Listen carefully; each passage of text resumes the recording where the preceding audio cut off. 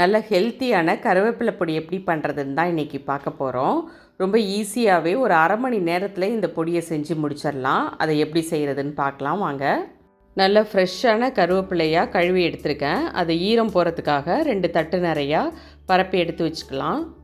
இதை வெயிலில் காய வைக்க வேணாம். ஒரு நாள் ஃபுல்லாக அந்த பிளேட்லேயே நீங்கள் நிழலில் வச்சுருந்தீங்கன்னா நல்லா ட்ரை ஆகி வந்துடும். கடாயில் எண்ணெய் சேர்த்துக்கோங்க. ஒரு பெரிய துண்டு பெருங்காயத்தை சின்ன சின்ன பீசஸாக கட் பண்ணி நல்லா வறுத்து எடுத்துக்கிறேன். வறுத்த பெருங்காயத்தை ஒரு பிளேட்டுக்கு மாற்றி வச்சுருங்க. அடுத்ததாக அதே எண்ணெயிலேயே 100 கிராம் கடலைப்பருப்பு சேர்த்துக்கலாம். இதையும் நல்லா வறுத்துக்கோங்க.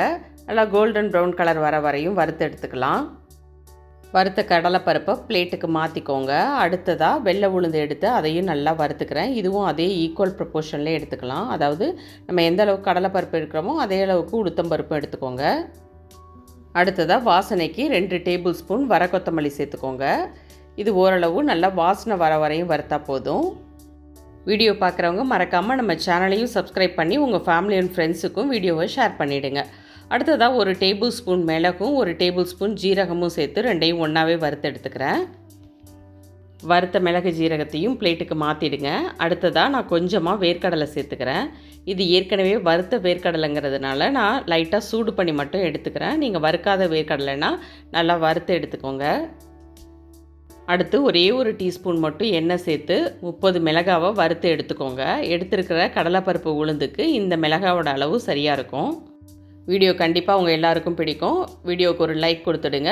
பெல் ஐக்கானையும் ப்ரெஸ் பண்ணிட்டீங்கன்னா டெய்லி அப்டேட்ஸ் உங்களுக்கு கரெக்டாக ரீச் ஆகிடும். அடுத்ததாக உலர்த்தின கருவேப்பிலையை சேர்த்து நல்லா வறுத்துக்கலாம். தேவைப்பட்டால் 1 ஸ்பூன் எண்ணெய் கூட சேர்த்து வறுத்துக்கலாம். இந்த அளவுக்கு கிறிஸ்பாகணும்.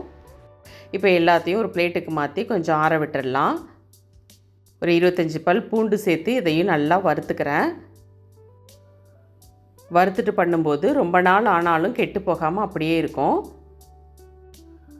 அடுத்ததாக கொஞ்சமாக கல் உப்பு எடுத்து, அதாவது பொடிக்கு தேவைப்படுற அளவுக்கு கல் உப்பு மட்டும் எடுத்து அதையும் லேசாக சூடு பண்ணிக்கோங்க.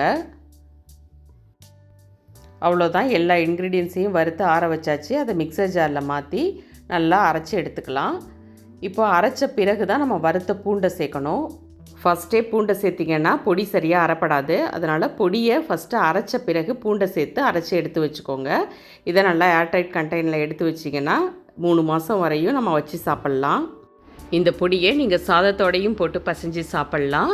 இட்லி தோசைக்கும் தொட்டு சாப்பிட்லாம். செம்ம டேஸ்ட்டாக இருக்கும். இதை ட்ரை பண்ணி பார்த்துட்டு எப்படி இருந்ததுங்கிற உங்கள் ஃபீட்பேக்கை கண்டிப்பாக ஷேர் பண்ணுங்கள். தேங்க்யூ.